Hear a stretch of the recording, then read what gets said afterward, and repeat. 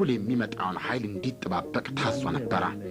ወታደራዊ ቅዱ ከበሰልና ከሰከነ ኃይል ፈልቆ የተወጠነ ነበርና በሆነ ሆነ ከዛላምበሳ እየወረደ ወደ አይጋ የሚንደረደረውን ኃይል መልቀም ተያያዙት። በምሽግ ተኩስ ብቻም አልተወሰኑም፣ እየተከተሉ አሳደዱት። አይጋ እንኳንስ ተጨማሪ ኃይል ይደርስላት ከዛላምበሳ የወረደውን ኃይሉን የፈጀው የጀግና ሰራዊት ተጨማሪ ውጋት ሊሆንበት ወደዛ መራ። ለጀግኖቹ የሚሳናቸው ነገር አልተገኘም። ከታች እየጠረጉ ወደ ላይ አንጋጠጡ። ከፍታ 2854 የተራሮች ንጉሥ ሻቢያዎች እንዳሉት ሊያስከብሩት ለዘንት ዓለም የሚሰገድለት ጣዖት ሊያደርጉት ፈጽሞ አልቻሉም። ወደ አናቱ ተቃረቡ። ጠላትም ያሉትን ታንኮች፣ ማሽንገኖችና ቀላል መሳሪያዎች አቀናጅቶ ከባድ ፍልሚያ ያደረገ። ተራራው የተኩሱን ኃይል መቋቋም አቅቶት እስኪንቀጠቀጥ በባሩድ ሽታ አካባቢው እስኪናወጥ ድረስ ከባድ ፍልሚያ ተካሄደ። ከምሽቱ 12 ሰዓት እልፍ ብሏል። ፀሐይ የዚህን መጨረሻ ሳታይ ላለመጥለቅ የወሰነች ትመስላለች። ተራራው ላይ እሳት ይወርዳል። በእሳቱ ላይ የማታ ፀሐይ ደምቃለች። ለሻቢያዎች እየመሻ ለኢትዮጵያውያን እየነጋ ነበረ። ለዚህ ጀግና ሰራዊት ምን ሊሳነው?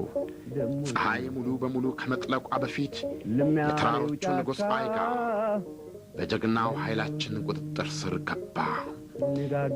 ውጊያ ጉልበት ብቻ የሚመስለን ብዙዎች ነን፣ ግን ስተት ነው። ጥበብ ራሷን የምትገልጽበት ትልቅ ቦታ አለ ከተባለ አንዱ ውጊያ ነው። ሌሊቱ ለእንቅልፍ የተሰጠ ሰዓት አልነበረም። ጀግናው ሰራዊታችን በጠላት ሬሳ ላይ እየተረማመደ ወደፊት ገሰገሰ። በእርግጥ የተራሮቹ ንጉሥ ተይዟል።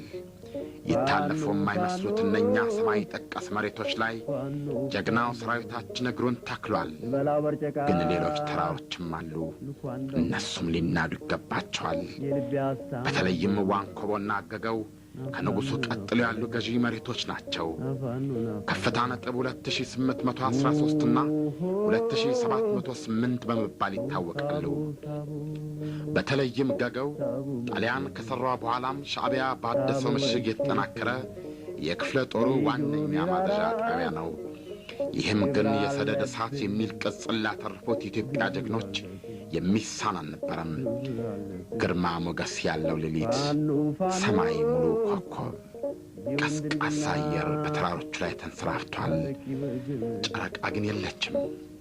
ጨለማውን እየሰነጠቀ ከእግረኛው ቀድሞ ዋንኮቦ ላይ የሚያልፉት የመድፍና የቤም ጥይቶች እሳት ብቻ ሳይሆን ባትሪ ነበሩ። እግረኛው ኃይላችን እንዳንበሳ ለመወርወር እንደ ቀስት ታሰበ ቦታ ለመተከል አይሳነውም። ሻዕቢያ ከተራሮቹ ጋር ተካክዷል። በእርግጥ እሱ ቃሉን አላጠፈም። በ10 ሺዎች የሚቆጠሩ የኤርትራ ልጆች ስለ ክብራቸው መሥዋዕት አድርጓል። ተራሮቹ ግን የአካባቢው ጣዖቶች ሆነው በሰደድ እሳቶቹ ላይ ውሃ ሊደፉ አልቻሉም። እንኳንስ ሻዕቢያን ራሳቸውን እንኳ ማዳን ተስኗቸው በመድፍ አረር ተወገሩ። ያሳደጓቸው እጽዋት ወደ አመድነት እስኪቀየሩ ድረስ በሳት ጋዩ። የኢትዮጵያውያን እጅ ለወራሪዎች እሳት መሆኑ ዛሬ የተነገረ ሳይሆን ታሪክ የቆጠረ ነው። በተለይም የጣሊያን ምሽግ ውስጥ እየፎከሩ ዘሎ መግባት ለእኛ ከቶንም አዲስ አልነበረም። ዋከቦና ገገው እንደመሸባቸው አልቀረም። የሻዕቢያ ሰራዊት ግን ለቀጣዩ ቀን የደረሰው አስከሬኑ ብቻ ነበረ። ውጊያው